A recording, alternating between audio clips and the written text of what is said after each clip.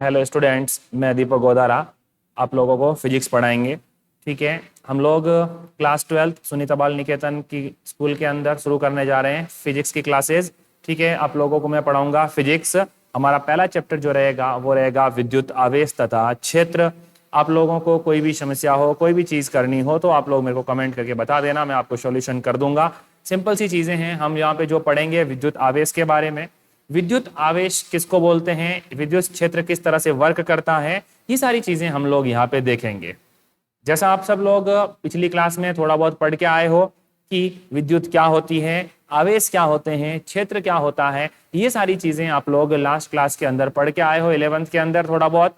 उन्हीं चीजों को हम लोग आगे कंटिन्यूस करते हुए आगे की ओर चलेंगे, जिनके अंदर हमको सबसे पहले सिंपल से तरीके से ये ध्यान देना है कि आप विद्युत क्षेत्र का मीनिंग क्या होता है, विद्युत किसको बोलते हैं, ठीक है, और किस तरह से करंट जो है वो जनरेट होता है, फ्लो होता है। ये सब जो चैप्टर रहेगा पूरा का पूरा अपने सामने, इस चैप्टर के अंदर हम लोग सबसे पहले इसी चीज के बारे में देखेंगे कि विद्युत क्या है।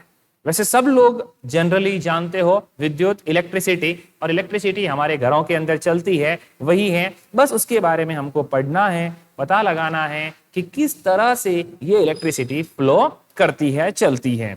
तो जो ये इलेक्ट्रिसिटी का फ्लो रहेगा, चलना रहेगा, इसके चलने के प्रोसीजर के बारे में हम यहाँ पढ़ेंगे। किसने सबसे पहले इसके बारे में बताया था, किस तरह से इनके आवेशों को नियंत्रित किया जा सकता है। हम लोग यहाँ आपको एक वर्ड दिख रहा है विद्युत, और इस विद्युत का मीनिंग क्या है वो आप लोगों को देखना है। ठीक है, इस विद्युत का मीनिंग हम लोगों को देखना है। और ये जो विद्युत रहेगा इसका मतलब होता है, विद्युत का मतलब करंट, करंट का मतलब चलने वाले आवेश, और जो आवेश किस तरह से परिपथ में चलेंगे उन्हीं को हम लोग विद्युत आवेश कहेंगे। विद्युत आवेश के लिए आप लोग छोटी क्लास में पढ़ के आए हो, आवेश का फॉर्मूला होता है Q बराबर NE। ठीक है, सिंपल सा फॉर्मूला होता है आवेश का Q बराबर N, हाँ, तो Q बराबर NE हमारा फॉर्मूला होता है आवेश का। आप लोगों को सिंपल सा ध्यान रखना है, वेयर Q का मतलब होता है आवेश और N का मतलब होता है नंबर यानी संख्या, और E का मतलब होता है इलेक्ट्रॉन। ठीक है, इलेक्ट्रॉन की जो संख्या होती है उसी को हम लोग क्या बोलते हैं, आवेश। किसी भी परिपथ में चलने वाले इलेक्ट्रॉनों की संख्या क्या दर्शाती है, हमको विद्युत दर्शाती है, विद्युत के बारे में बताती है। तो हम लोगों को याद रखना है जो Q होता है वो आवेश की फॉर्म में चलेगा। विद्युत का जो डेफिनेशन होता है वो होता है I। ठीक है, तो I is equals to Q upon T, आवेशों के प्रवाह की दर को विद्युत धारा कहते हैं। I का मीनिंग होता है विद्युत धारा। ठीक है, Q का मतलब आवेश, T का मतलब समय। प्रति एकांक समय में चलने वाले आवेशों की संख्या क्या कहलाती है, विद्युत धारा कहलाती है। और हम लोग विद्युत के बारे में यहाँ पढ़ेंगे। आवेश का मतलब हो गया ये जो चल रहे होते हैं, आवेश दो प्रकार के होते हैं, आपको ध्यान रखना है। पहले प्रकार का जो आवेश होता है हमारे पास उसको हम लोग बोलते हैं धनात्मक आवेश। दूसरे प्रकार का जो आवेश होता है उसको हम लोग बोलते हैं ऋणात्मक आवेश। आपको याद रखना है, आप लोगों ने पढ़ रखा है परमाणु, परमाणु के अंदर दो प्रकार की चीजें पाई जाती हैं, और वो होती है प्रोटॉन और न्यूट्रॉन, प्रोटॉन और न्यूट्रॉन। और परमाणु के केंद्र के अलावा बाहर की साइड में इलेक्ट्रॉन चलते हैं, और जो ये इलेक्ट्रॉन हैं इनके चलने के कारण विद्युत उत्पन्न होती है, और इसी विद्युत को हम लोग यहाँ अच्छे से डिस्क्राइब करेंगे। तो आप लोगों को सिंपल सी ये चीजें देखनी है, किसी को कोई इश्यू नहीं होना चाहिए। हम लोग बहुत आराम से इस चीज को करेंगे। आप लोगों को कोई भी डाउट है तो आप उसको एक बार अच्छे से वीडियो को देखना, ठीक है, और उसके अंदर से कोई भी समस्या हो तो इसको थोड़ा रिवाइज कर लेना। फिर भी समस्या होती है तो हम लोग आपसे डिस्कस करेंगे, आप मेरे को कमेंट करके बताना, मैं आपको आंसर कर दूंगा। अब सबसे पहले तो आप लोगों को जो फर्स्ट पेज ओपन करना अपनी बुक का, आपके पास जो बुक है उसका फर्स्ट पेज आप देखते हो। आप लोगों को यहाँ पे इस चैप्टर की भूमिका लिखी हुई मिल रही है। भूमिका का मतलब होता है ये चैप्टर किस तरह से चलेगा, इस चैप्टर में हम लोग कौन सी नई चीजें सीखेंगे। तो देखो सबसे पहले आप लोगों को यहाँ दे रखा है कि विशेषकर जो शुष्क मौसम होता है, शुष्क मौसम के अंदर हम लोग क्या करते हैं, स्वेटर तथा संश्लेषित वस्त्रों को शरीर से उतारते हैं। तो उस समय जो चट चट की ध्वनि हम लोगों को सुनाई देती है, चट चट की जो ध्वनि हमको सुनाई देती है, वो चट चट की ध्वनि क्या होती है, चिंगारियां उत्पन्न कर देती है। और ये जो चिंगारियां उत्पन्न होती है, और इसी तरह से आपने देखा होगा महिलाओं के जो वस्त्र होते हैं उनके अंदर जो पॉलिस्टर की साड़ी होती है उसके साथ ऐसी घटनाएं होती है।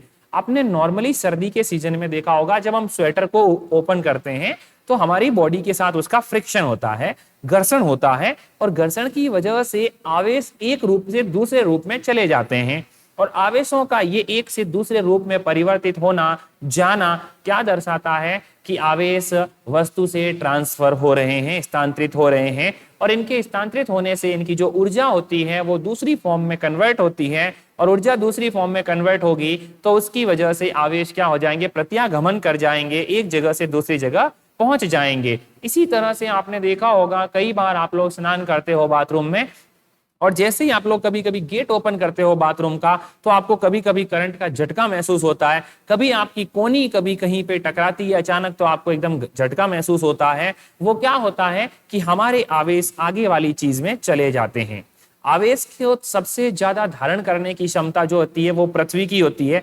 पृथ्वी सबसे ज्यादा आवेशों को ग्रहण करती है, इस चीज का ध्यान रखना। इसीलिए जब बिजली गिरती है तो वो क्या होती है, धनात्मक आवेशित बिजली जैसे ही पृथ्वी पे गिरेगी वो ऋणात्मक आवेशित चीज को अट्रैक्ट करेगी और वहां पे गिरेगी। जैसे ही गिरेगी सारा आवेश कहाँ चला जाएगा, जमीन में। इसीलिए आपने देखा होगा आजकल जो भी बिल्डिंगें बनाई जाती है उनके ऊपर लोहे के सरिये लगाए जाते हैं, त्रिशूल जैसी संरचनाएं बनाई जाती है जिससे लोहा धनात्मक आवेशित है। बिजली गिरते समय वो लोहा क्या करेगा, बिजली को अपनी ओर आकर्षित करेगा और वो सीधा ग्राउंड से टच होता है और सारी की सारी बिजली को कहां पहुंचा देगा, करंट को कहां पहुंचा देगा, जमीन में। और जमीन कितना भी बिजली ग्रहण कर सकती है, इस वजह से वो बिजली अंडरग्राउंड हो जाएगी, हमको नुकसान नहीं पहुंचाएगी, हमारे मकान को नुकसान नहीं पहुंचाएगी। तो आप लोगों को यहाँ दिख रहा है, देखो हम समझ सकते हैं कि आकाश में गर्जन के समय जो तड़ित उत्पन्न होती है वो जो है वो किसकी वजह से दिखाई देती है, आवेशों के कारण। जो विद्युत के झटके हम लोग अनुभव करते हैं, स्नान करते समय बाथरूम से कभी कोनी टकरा जाती है, गेट से कभी कोनी टकरा जाती है,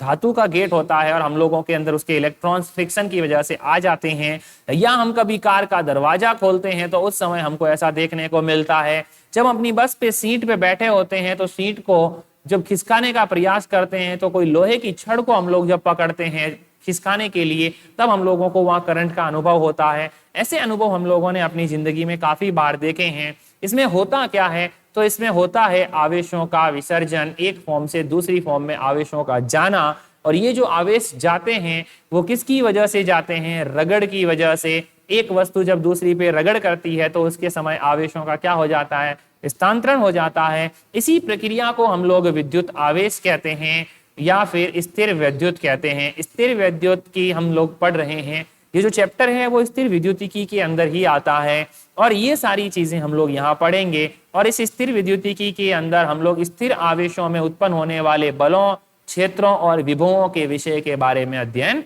करेंगे। किस तरह से वो बल हमारे ऊपर लगेगा, हम लोग उसको किस तरह से एक्सेप्ट करेंगे, ये सारी चीजें हम लोगों को यहाँ देखनी है। ठीक है, आप लोगों को यहाँ तक क्लियर होगा। अब आपको नेक्स्ट जो फर्स्ट हेडिंग लगाना आपकी नोटबुक के अंदर, वो आपको यहाँ से लिखना शुरू करना है। अब आप लोग नोटबुक में हेडिंग लगाओगे विद्युत आवेश, आप लोग हेडिंग लगाओगे विद्युत आवेश और यहाँ आप लोग ब्रैकेट में लिखोगे Q।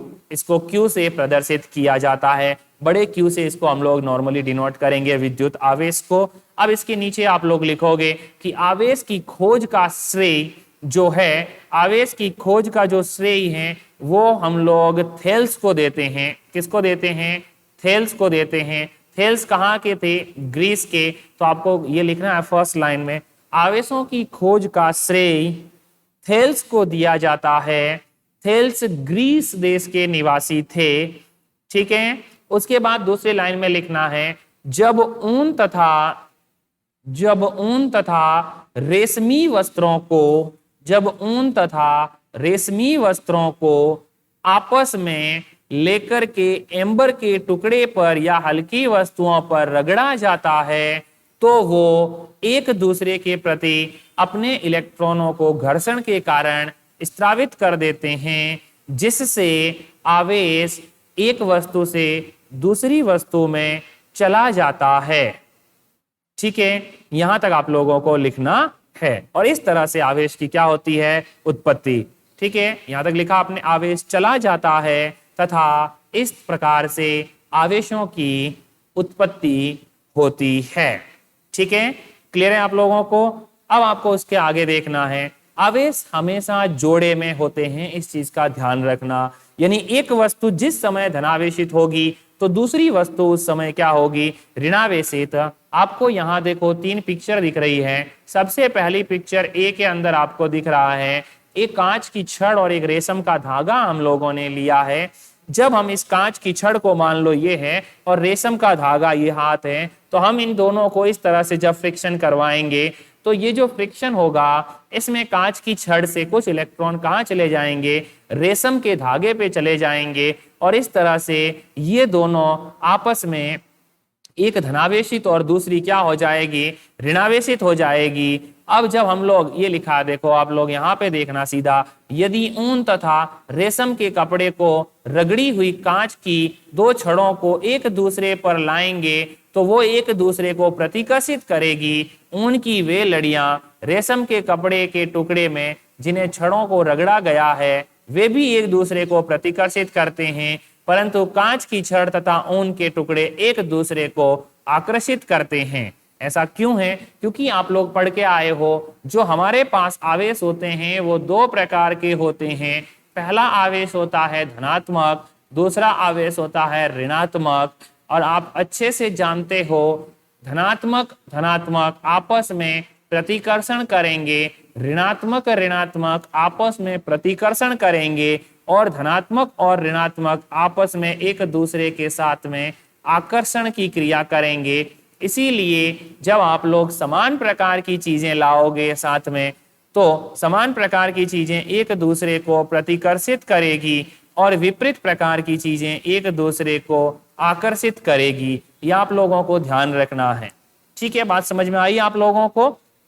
अब जैसे ही आप लोग देखोगे कि बिल्ली जो होती है, बिल्ली की जो खाल उस पे रगड़ी हुई 2 प्लास्टिक की छड़ें एक दूसरे के पास लाओगे तो प्रतिकर्षित करेगी, लेकिन उसी को अगर समूर का मतलब होता है जो बिल्ली की खाल होती है, उसके पास ले जाओगे तो उसको आकर्षित करेगी। यानी कि विपरीत प्रकार की चीजें आपस में एक दूसरे को आकर्षित करती हैं, जबकि समान प्रकार की चीजें एक दूसरे को क्या करेगी, प्रतिकर्षित करेगी। इस चीज का आपको अच्छे से ध्यान रखना है। तो ये चीज सबसे पहले डिनोट की थी थेल्स ने। थेल्स ग्रीक के थे, उन्होंने सबसे पहले 2 चीजें, बिल्ली की खाल और एक कांच की छड़ ली, उन दोनों को आपस में उन्होंने फ्रिक्शन करवाया। जैसे ही फ्रिक्शन करा, अब उन्होंने दूसरी खाल ली, उस पे फिर से फ्रिक्शन करवाया। अब दोनों खाल को पास लाए तो वो प्रतिकर्षित हुई और दोनों छड़ों को पास लाए तो भी वो प्रतिकर्षित हुई, लेकिन एक छड़ और एक खाल को पास में लाए तो वो एक दूसरे की तरफ आकर्षित हुई। इसका मतलब एक धनात्मक और एक ऋणात्मक आवेश से क्या हो गई, परिपूर्ण हो गई। और हमेशा हम जानते हैं धनात्मक और ऋणात्मक दोनों चीजें आपस में मिलेगी तो उनके बीच में आकर्षण मौजूद होगा और वो आकर्षण हमको दिखाई देगा। ठीक है, नेक्स्ट आपको लाइन लिखनी है। एक यहाँ पर आपको एक लाइन लिखनी है, जब 2 सजातीय आवेशों को एक दूसरे के समीप लाया जाता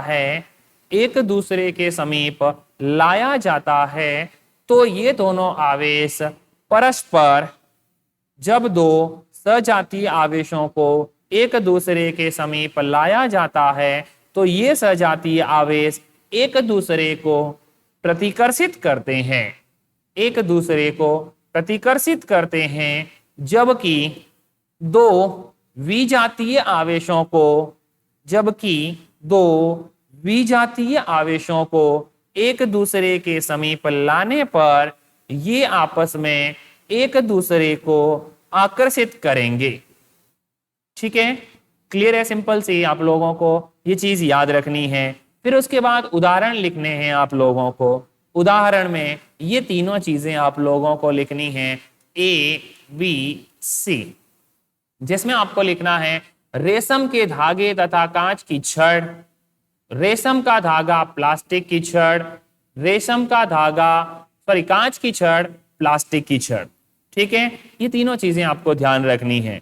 यानी ये आपस में क्या कर जाएंगे, ये दोनों आपस में आकर्षण करेंगे, ये दोनों आपस में प्रतिकर्षण करेंगे, ये दोनों आपस में प्रतिकर्षण करेंगे। क्योंकि देखो कांच की छड़ धनात्मक, रेशम का धागा धनात्मक, कांच की छड़ अगर ऋणात्मक है और प्लास्टिक की छड़ भी क्या है, ऋणात्मक, और रेशम का धागा अगर धनात्मक है तो भी ये क्या कर जाएंगे, आकर्षण।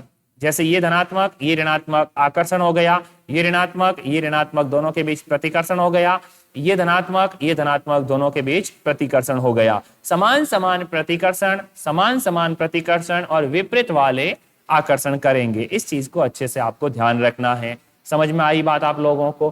क्लियर हो जाएगा सिंपल सा। ये लाइन आपको नोट करनी है। अब नेक्स्ट देखो, आगे देखो, अगर हम लोग सिंपल सा देखते हैं कि यदि हम समूर की रगड़ी हुई प्लास्टिक की छड़ को रेशम तथा नायलॉन के धागे से लटकी हुई दो छोटी संकड़ी गोलियां से स्पर्श करा दें तो गोलियां एक दूसरे को प्रतिकर्षित करेगी तथा स्वयं छड़ से भी प्रतिकर्षित होगी, क्योंकि जो हम लोग छड़ लाए हैं वो छड़ और वो गोलियां दोनों क्या थी, समान प्रकार से आवेशित थी, और इस वजह से दोनों एक दूसरे को क्या कर देगी, प्रतिकर्षित करेगी। यही प्रभाव उस समय भी दिखाई देता है जब हम सरकंडे की गोलियों को रेशम से रगड़ी कांच की गोलियों से स्पर्श करते हैं। बात अच्छे से समझ में आई आपको? तो इस तरह से ये प्रैक्टिस आप घर पे कर सकते हो। अब इनमें से कोई चीज आपके घर पे आपको नहीं मिलती है तो आप लोगों को जो नॉर्मल स्केल है आपके पास उसको लेना है, और बिना स्नान किए हुए जब होते हो आप सुबह, रूखे बाल जिनको हम लोग बोलते हैं, तो इन रूखे बालों के अंदर आप लोगों को वो स्केल, या स्केल नहीं तो आप लोग नॉर्मल कंघी ले लो, वो कंघी आपको सूखे बालों के अंदर, रूखे हुए बालों के अंदर कंघी करनी है। जब आप लोग इन रूखे बालों में ये कंघी करोगे तो ये जो कंघी होगी ये रूखे बालों में जब करोगे तो इन दोनों के बीच, कंघी और बालों के बीच घर्षण उत्पन्न होगा, और वो घर्षण की वजह से जब आप इस कंघी को छोटे छोटे कागज के टुकड़ों के पास ले जाओगे तो ये कंघी कागज के टुकड़ों को अपनी ओर आकर्षित करेगी और ये कागज के टुकड़े इस कंघी पर चिपक जाएंगे।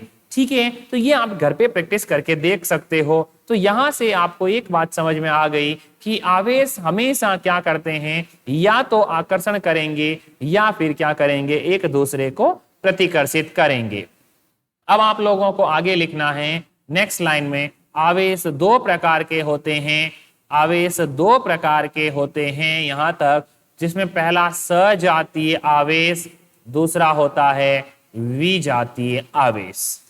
ठीक है, अब सजातीय आवेश में लिखोगे ये आवेश, सजातीय आवेश में लिखोगे ये आवेश एक दूसरे को प्रतिकर्षित करते हैं तथा समान प्रकार के होते हैं। ये आवेश एक दूसरे को प्रतिकर्षित करते हैं तथा समान प्रकार के होते हैं। लिख दिया आप लोगों ने। दूसरा जो आपने लिखा है विजातीय आवेश, विजातीय आवेश जो होते हैं वो सिंपल सा आपको ध्यान रखना है, क्या होते हैं, अलग अलग प्रकार के होते हैं, और दोनों विजातीय आवेश जो अलग अलग प्रकार के होते हैं वो दोनों एक दूसरे को क्या करेंगे, विजातीय आवेश एक दूसरे को प्रतिकर्षित करेंगे। ठीक है, बात समझ में आई? सजातीय आवेश प्रतिकर्षित करेंगे, और विजातीय आवेश जो होते हैं वो इन दोनों एक दूसरे को क्या करेंगे, आकर्षित करेंगे। ठीक है, क्लियर है? यहाँ पे आकर्षित करेंगे। विजातीय आवेश क्या करेंगे भाई, हम लोग याद रखेंगे, विजातीय आवेश एक दूसरे को आकर्षित करेंगे और सजातीय आवेश एक दूसरे को प्रतिकर्षित करेंगे। ठीक है, आपको याद रखना है। क्लियर हो गया यहां तक? अब आप लोगों को आगे देखना है, आवेश का जो गुण होता है वो दो प्रकार से निर्भर करता है, और ये आवेश का गुण उसकी ध्रुवता कहलाता है। अंडरलाइन करके मैंने आप लोगों के सामने ये आपको डेफिनेशन लिखनी है। वह गुण जो दो प्रकार के आवेशों में भेद कराता है उसे आवेश की ध्रुवता कहते हैं।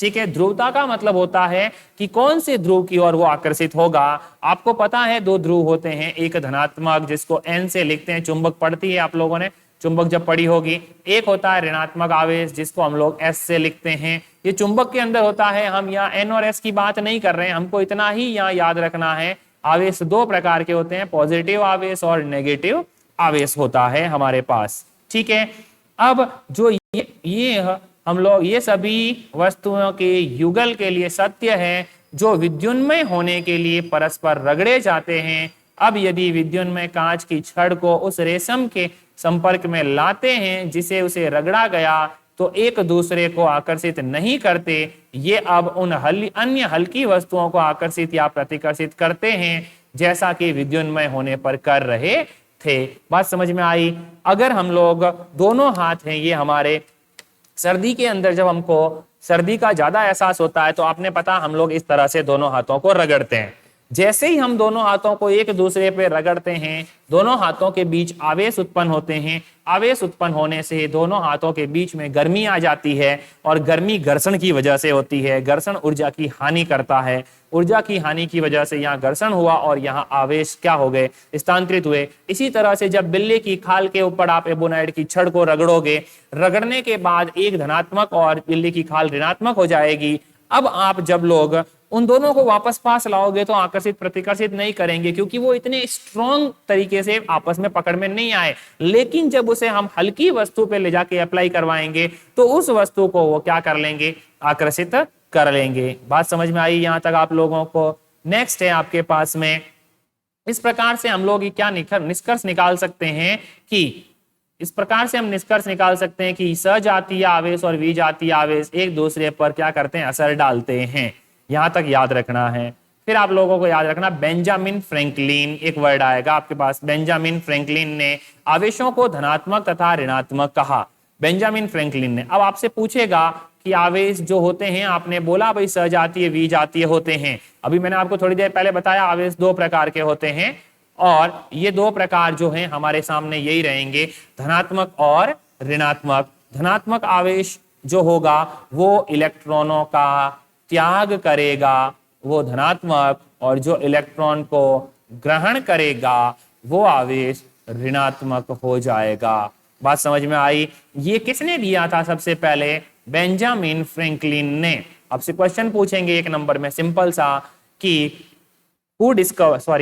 सिंपल सा आपसे क्वेश्चन पूछेंगे कि आवेश कितने प्रकार के होते हैं, ये किसने बताया था? आवेश दो प्रकार के होते हैं, ये बेंजामिन फ्रैंकलिन ने बताया था, धनात्मक और ऋणात्मक प्रकार के। ठीक है, क्लियर हो जाएगा। अब यहां से आप लोगों को ये क्लियर हो गया ऋणात्मक कौन सा, धनात्मक कौन सा, ये अब आपको समझना है। ऋणात्मक वो होगा जैसे देखो प्लास्टिक की छड़, रेशम का कपड़ा, ये सब ऋणात्मक थे। बिल्ली की खाल जो थी वो धनात्मक थी। धनात्मक का मतलब जो इलेक्ट्रॉन त्याग रहा है, ऋणात्मक का मतलब जो इलेक्ट्रॉन ग्रहण कर रहा है। क्लियर है यहां तक सबको? कोई इश्यू नहीं है आप लोगों को? आगे देखो, यहां तक क्लियर हो गया हमको। अब आगे देखना है, यहाँ आपके सामने मिल रहा है आपको विद्युत तथा चुंबकत्व का एकीकरण। विद्युत और चुंबक दो अलग अलग प्रकृति होती है। मैंने अभी आपको बताया कि आवेश जो होते हैं वो दो प्रकार के होते हैं, धनात्मक और ऋणात्मक, और इसको चुंबक के अंदर N और S से डिनोट किया जाता है। नॉर्थ ध्रुव और साउथ ध्रुव के हिसाब से हम लोग इसको डिनोट करते हैं। अब जो को देखो 1820 के अंदर 1820 में डेनमार्क के एक साइंटिस्ट थे ऑरस्टेड ने एक प्रयोग किया था विद्युत चुंबकीय प्रेरण के ऊपर। विद्युत चुंबकीय प्रयोग कहते हैं जिसको हम ऑरस्टेड का।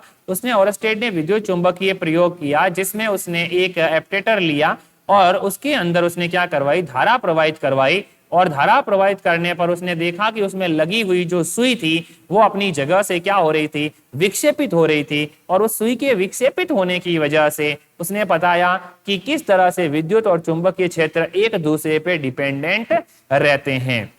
उसके बाद एम्पियर और फेराडे ने भी इसके बारे में काफी रिसर्च किया और उसके बाद हम लोगों को बताया कि जब गतिशील आवेश जो गति कर रहे होते हैं वो जो विद्युत धारा उत्पन्न करेंगे उसके साथ साथ क्या चलेगा, चुंबकीय क्षेत्र भी उत्पन्न करेंगे। विद्युत धारा के साथ क्या उत्पन्न होगा, चुंबकीय क्षेत्र। तो जो गतिशील आवेश चुंबक विद्युत धारा उत्पन्न करेगा और गतिशील आवेश क्या करेंगे, चुंबकीय क्षेत्र उत्पन्न करेंगे और चुंबकीय क्षेत्र विद्युत क्षेत्र उत्पन्न करेगा। यानी विद्युत और चुंबक एक दूसरे से क्या हो गए, रिलेटेड। इनके बारे में हमको बताया था डेनमार्क के साइंटिस्ट ऑरस्टेड ने और इसके बाद में एम्पियर और फेराडे ने इसके ऊपर काफी रिसर्च किया था। उसके बाद मैक्सवेल ने हम लोगों को विद्युत चुंबकीय सिद्धांत के बारे में अपने इक्वेशंस दिए थे और उन्होंने अपना सिद्धांत बताया था कि ये दोनों एक दूसरे पर निर्भर रहते हैं और विद्युत तथा चुंबकीय क्षेत्र जब एक दूसरे पर निर्भर रहते हैं और एक दूसरे का अध्ययन विद्युत चुंबकत्व कहलाता है। इन दोनों का एक साथ अध्ययन विद्युत चुंबकत्व कहलाता है और हमारे आसपास की जो अधिकांश घटनाएं हैं उन्हें समझाने के लिए विद्युत चुंबकत्व के अंतर्गत हम लोग अलग अलग व्याख्या उनकी कर सकते हैं। अब घर्षण आप लोग नॉर्मल सी क्लासों में जानते हो, घर्षण किसको बोलते हैं? जब कोई दो चीजों को आपस में एक दूसरे के ऊपर रगड़ा जाता है तो इस प्रकार की व्यवस्था घर्षण कहलाती है। घर्षण में ऊर्जा की हानि होती है, इस चीज का आपको ध्यान रखना है। अब उसके बाद मैक्सवेल ने 4 समीकरणें दी थी जो हम लोग आगे चल के पढ़ेंगे, मैक्सवेल की विद्युत चुंबकीय समीकरणें, ठीक है। और उसी ने विद्युत चुंबकत्व की महत्वपूर्ण भूमिका निभाई और विद्युत और चुंबकत्व को एक दूसरे से रिलेटेड किया था। उसके बाद में हम लोग न्यूटन की जो समीकरणें देखते हैं, आपने छोटी क्लासों से पढ़ते आ रहे हो, न्यूटन के गति के नियम वगैरह, फिर न्यूटन के गति के समीकरण, गुरुत्वाकर्षण के नियम, ये सारे नियम से भी प्रमाणित हो गया कि प्रकाश की जो प्रकृति होती है वो क्या होती है? विद्युत चुंबकीय प्रकृति होती है। प्रकाश की प्रकृति विद्युत चुंबकीय प्रकृति होती है और चाल केवल विद्युत तथा चुंबकीय मापों द्वारा ही प्राप्त की जा सकती है। प्रकाश की चाल को अगर मापना है तो विद्युत और चुंबकीय प्रभावों द्वारा, मापों द्वारा ही हम लोग उसको क्या करेंगे? माप पाएंगे, ठीक है। अब ये अलग अलग चीजें आप लोगों ने अलग अलग जगह पे पढ़ी थी। अब यहां हम लोग एक छोटा सा एक्सपेरिमेंट करेंगे स्वर्ण पत्र प्रयोग के द्वारा। हम लोग बताएंगे कि किस तरह से विद्युत और चुंबकीय क्षेत्र एक दूसरे पे प्रभाव डालते हैं। तो जब हम लोग देखते हैं, सिंपल सा हमारे पास एक एप्टेटर बना हुआ है, देखो आपको एक फोटो दिख रहा है, ये हम लोगों को एक एप्टेटर बना हुआ है। ये जो लोहे की पत्ती है, सॉरी, ये जो हम लोग पत्ती लगाएंगे अंदर चुंबकीय, ये एल्यूमिनियम की, लोहे की या सोने की ले सकते हैं। सोना थोड़ा सॉफ्ट धातु होता है इसलिए हम लोग सोने की ले सकते हैं, एल्यूमिनियम की भी ले सकते हैं, ठीक है। ये पत्ती हम लोग लेकर के इसके ऊपर आवेशों को, ठीक है, एल्यूमिनियम की भी ले सकते हैं, लेकिन सबसे सॉफ्ट धातु कौन सी होती है? सोना, इसीलिए ये स्वर्ण पत्र प्रयोग है। सोने की पन्नी पे करेंगे हम लोग। सोना सॉफ्ट धातु होती है, आसानी से मुड़ सकती है। बाकी एल्यूमिनियम है, ठीक है, एल्यूमिनियम भी है, आयरन भी है, ये भी क्या होते हैं? अच्छे चालक होते हैं, लेकिन ये मुड़ेंगे नहीं आसानी से। इस वजह से हमको यहाँ आसानी से वो चीज देखने को नहीं मिलेगी जो हमको देखना है। हम लोग क्या करते हैं, एक बॉक्स लेते हैं, ये एक बॉक्स ले लिया हम लोगों ने, इसमें कांच की खिड़की लगा दी ताकि हम लोग इसके अंदर देख सकें। और हम लोगों ने यहाँ एक धातु की छड़ लगाई और उस धातु की छड़ को आवेशित करा, उस धातु की छड़ को आवेशित करा। जैसे ही आवेशित करा, ये आवेश छड़ में गए, छड़ से ये आवेश होते हुए कहाँ गए? पन्नी में। अब यहाँ जो ये पन्नी चिपकी हुई थी, आवेश इसमें गए, आवेश जाते ये धनात्मक दोनों साइड पन्नी में धनात्मक आवेश आया और पन्नी में धनात्मक आवेश आने से पन्नी के बीच का गैप बढ़ गया। पन्नी के बीच का गैप क्या हो गया? बढ़ गया। जैसे ही पन्नी के बीच का ये गैप बढ़ा, गैप बढ़ते ही हमने क्या मान लिया कि दोनों आवेश एक दूसरे को क्या कर रहे हैं? प्रतिकर्षित कर रहे हैं। और प्रतिकर्षण से हमको पता चल गया कि यहाँ पे ये पन्नी आवेशित हो गई है। तो ये स्वर्ण पत्र विद्युतदर्शी का जो प्रयोग था हमारे पास, ठीक है, जिसके अंदर हम लोगों ने सोने की पत्ती को हम लोग आविष्कार के सोने की पत्ती को हम लोग यूज लेंगे और उसके अंदर क्या होगा? इसमें सोने की पन्नी के अंदर हमारे पास सिंपल सी चीज रहेगी, बहुत सॉफ्ट होती है और सॉफ्ट होने की वजह से ये आसानी से क्या कर पाएगी? खुल पाएगी और आकर्षित हो पाएगी। और इस तरह से हम लोग यहाँ पे नई चीज गेन कर लेंगे, ठीक है। अब हम लोग नॉर्मल सी चीज देखते हैं। ये कागज वाला एग्जाम्पल मैंने अभी आपको बताया कि आप लोग क्या करो, कंघी ले, कंघी करो बालों में, सूखे बालों में, फिर छोटे टुकड़ों पे लगाओ, फिर उसको उठाओ, कागज क्या होंगे? उठ जाएंगे। और इस तरह से ये पदार्थों के अंदर अपने गुण पाए जाते हैं। क्लियर है सिंपल सा यहाँ तक आप लोगों को? ये सिंपल सा पैरा आपको यहाँ पढ़ना है। विद्युतदर्शी के अंदर जो प्रभाव दिख रहा है, ये प्रभाव मैंने आपको बता दिया। एल्यूमिनियम के अंदर भी हो सकता है, ठीक है, एल्यूमिनियम की पन्नी से पहुंच रहे हैं। ये जो रॉड ली थी अंदर हम लोगों ने, आप लोगों को दिख रही है, ये जो रॉड ली थी, ये एल्यूमिनियम की रॉड ले ली हम लोगों ने ताकि क्या हो जाए? आवेश बहुत आसानी से स्थानांतरित हो जाए। आपको पता है सबसे अच्छा चालक जो होता है वो चांदी होता है, ठीक है, चांदी की ले सकते हैं हम लोग छड़ को, बहुत अच्छा चालक होता है, चांदी होता है, कॉपर होता है, सोना होता है और एल्यूमिनियम होता है। ये क्या होते हैं? अच्छे चालक होते हैं विद्युत के, इसीलिए हम लोग इनकी छड़ों को काम में लेते हैं ज्यादातर, ठीक है। घरों में वायरिंग भी होती है तो हम लोग इन्हीं से करते हैं। ये विद्युत चुंबकीय प्रेरण के अंदर हमारे पास रहेगा, ठीक है। तो ये सिंपल सी चीज रहेगी। अब आप लोगों को आगे देखना है चालक तथा विद्युत रोधी। किसको चालक बोलेंगे और किसको विद्युत रोधी बोलेंगे, ये हम लोगों को ध्यान रखना है। चालक का मतलब क्या होता है? सिंपल सी चीज, चालक का मतलब होता है वे पदार्थ जो अपने अंदर से इलेक्ट्रॉन को प्रवाहित होने देंगे, इलेक्ट्रॉन का प्रवाह जो आसानी से करवा देंगे वो चालक है। और विद्युत रोधी का मतलब क्या होगा? जो इलेक्ट्रॉन के प्रवाह में बाधा उत्पन्न करेंगे, जो इलेक्ट्रॉन के प्रवाह में बाधा उत्पन्न करेंगे उन्हें हम लोग क्या बोल देंगे? विद्युत रोधी बोलेंगे। तो अच्छा चालक अगर आपको पूछे, विद्युत का सबसे अच्छा चालक जो है वो हमारे पास अर्जेंटीनम चांदी है। चांदी विद्युत का सबसे अच्छा चालक मानी जाती है। ठीक है, अब चालक जो होगा वो उसमें इलेक्ट्रॉन बहुत तेजी से चलेंगे और विद्युत रोधी में इलेक्ट्रॉन क्या करेंगे? बहुत कम और एक दूसरे अपनी जगह से चेंज नहीं होंगे। ठीक है, और जो अर्धचालक होगा उसमें इलेक्ट्रॉन चलेंगे तो सही, लेकिन उसके लिए उसका ताप क्या होगा? बढ़ाना पड़ेगा। उदाहरण के लिए आप देखते हो जैसे हाथ में पकड़ी हुई धातु की छड़ ऊन से रगड़े जाने पर आवेशित होने पर कोई संकेत नहीं दर्शाती, परंतु यदि धातु की छड़ पर लकड़ी अथवा प्लास्टिक का हैंडल लगा है तो उसके धातु के भाग को स्पर्श नहीं किया गया है, यह वह आवेशित होने का संकेत दे देती है। आपने अपने घरों में देखा होगा सबने, हमारे घर के अंदर जो लोहे का तवा होता है जिसपे अपन लोग रोटी वगैरह सेकते हैं वो लोहे का होता है और लोहा विद्युत का ताप का सुचालक होता है, और उसके पीछे हम लोग लकड़ी का हैंडल लगाते हैं क्योंकि लकड़ी क्या करेगी? विद्युत रोधी होती है, ताप रोधी होती है, इस वजह से वो गर्म नहीं होगी और हम लोग उसको आसानी से पकड़ पाएंगे। इसी तरह से हमारे घरों में जो तार लगाए हुए हैं बिजली के, उनके ऊपर प्लास्टिक की कोटिंग करी हुई है। ठीक है, और इस वजह से हम लोग उन तार को ऊपर से पकड़ सकते हैं, करंट हमारे नहीं आएगा क्योंकि प्लास्टिक में आवेश प्रवाहित ही नहीं होते हैं। ठीक है, किसी भी चीज को हम लोग अगर उनको दो सिरों को कनेक्ट करेंगे तभी उसमें करंट आना शुरू होता है। आपको पता है, दो तार लगे होते हैं, दोनों के अंदर अगर सर्किट कंप्लीट हो रहा है तो ही करंट आएगा, अगर सर्किट में कहीं भी ब्लॉकेज है तो करंट नहीं आएगा। तो देखो, किसी तांबे के तार को एक सिरे को उदासीन सरकंडे की गोली से जोड़ देते हैं तथा दूसरे सिरे को ऋणावेशित प्लास्टिक की छड़ से जोड़ देते हैं।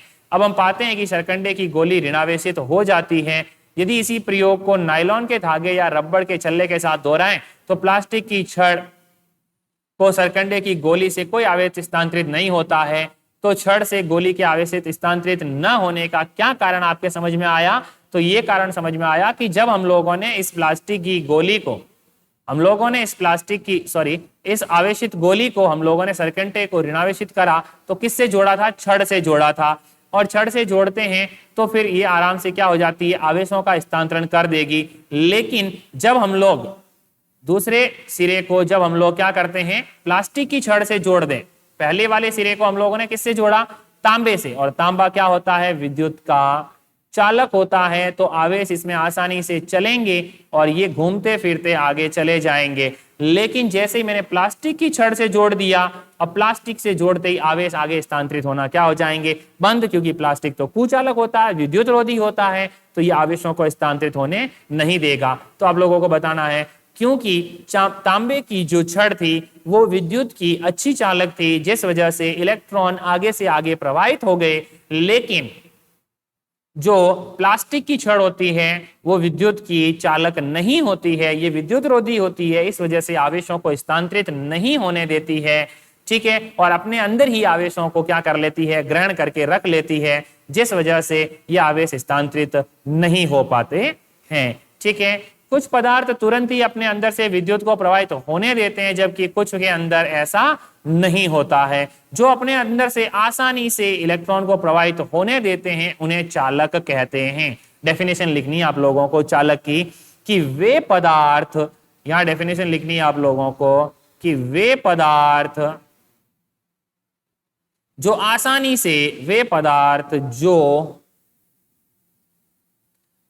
से अपने से होकर विद्युत को प्रवाहित होने देते हैं उन्हें चालक कहते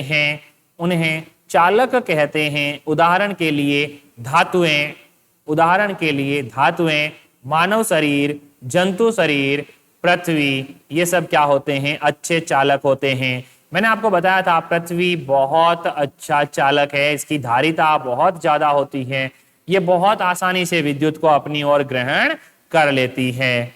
ठीक है, अब हम लोगों को देखना है जो अपने अंदर क्या नहीं करते? विद्युत का उच्च प्रतिरोध लगा देते हैं या अपने अंदर से चालक के अंदर से इलेक्ट्रॉनों को प्रवाहित नहीं होने देते, आवेशों को प्रवाहित नहीं होने देते, विद्युत रोधी कहलाते हैं। तो डेफिनेशन लिखो आप लोग, अधातुएं तथा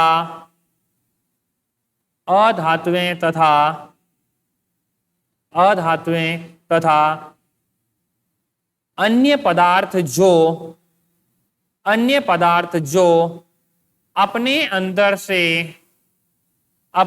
से आवेश को प्रवाहित नहीं होने देते हैं, अपने अंदर से प्रवाहित नहीं होने देते हैं, विद्युत रोधी कहलाते हैं। ठीक है, क्लियर है? सिंपल सा आप लोगों को याद रखना है।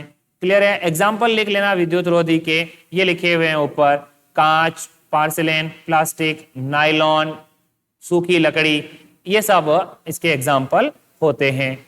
ठीक है, अब आगे, जब कुछ आवेश किसी चालक पर स्थानांतरित होता है तो वह तुरंत ही चालक समस्त पृष्ठ पर फैल जाता है। इसके विपरीत यदि कुछ आवेश किसी विद्युत रोधी को दें तो वह वहीं रहता है, क्योंकि चालक के अंदर इलेक्ट्रॉन मुक्त रूप से गति कर सकते हैं और मुक्त रूप से गति करने से वो पूरे चालक की सतह पर फैल जाएंगे, जबकि कुचालक में या विद्युत रोधी में इलेक्ट्रॉन गति नहीं कर सकते। इस वजह से वो जहां डालेंगे वहीं पे रहेंगे और एक ही जगह पे रहने से वो उसमें चालक का गुण नहीं आएगा और इलेक्ट्रॉन गति ही नहीं कर पाएंगे। ठीक है, समझ में आ गया? अब ये देखो, आप लोगों को एग्जाम्पल दिया जो मैंने आपको स्टार्टिंग में बताया कि सूखे बालों में कंघी करने से क्या होता है, कंघी आवेशित हो जाती है, क्योंकि बाल जो होते हैं वो कंघी के साथ घर्षण करते हैं और घर्षण करने से वो उसके अंदर से आवेशों का स्थानांतरण हो जाएगा और आवेशों का स्थानांतरण होने से कुछ आवेश हमारे शरीर में चले जाएंगे, क्योंकि हमारा शरीर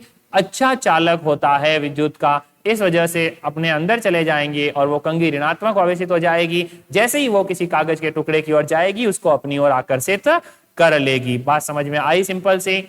ठीक है, ये प्रक्रिया अभी आपको मैंने बताई भूसंपर्कण की। भूसंपर्कण का मतलब मैंने बताया, मकान के ऊपर हम लोग एक लोहे का सरिया लगा दें या फिर त्रिशूल बना दें, तो जैसे ही बिजली आएगी इस पे गिरेगी, ये सारी की सारी बिजली क्या हो जाएगी, जमीन में अंडरग्राउंड हो जाएगी। हमारे घर के अंदर भी आपको बताया 3 डॉट का स्विच लगा होता है, जिसमें 3 पिनर हम लोग बोलते हैं। इसमें से एक पॉजिटिव, एक नेगेटिव वायर, और ये जो होता है ये ग्राउंड करने के लिए काम में आता है। ग्राउंड हम लोग इसको करते हैं। ठीक है, और ये वायर ग्राउंड करने से कभी भी हम लोगों को भवनों के अंदर भूसंपर्कण करने से घर में बिजली के झटके लगने की संभावना नहीं रहती है और हमारे अंदर जो भी बिजली के घर के अंदर जो भी बिजली का वेस्टेज होगा या कहीं कोई तार शॉर्ट हो जाएगा तो वो सीधा ग्राउंडेड हो जाएगा। अगर ऊपर बिजली गिरती है घर पे तो भी वो क्या हो जाएगी, ग्राउंडेड हो जाएगी। ठीक है, नीचे एक लाइन लिखी आपको ध्यान रखना है।